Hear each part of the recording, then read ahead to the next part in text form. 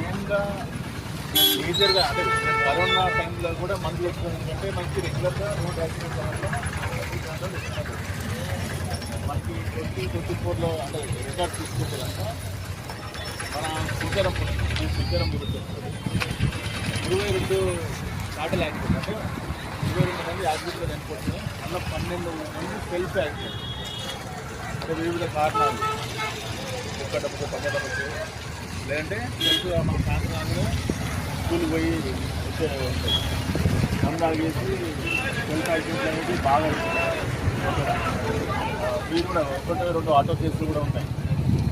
Over ఎక్కించుకుని పోయి self auto పోతున్నప్పుడు 1-2 కేసులు.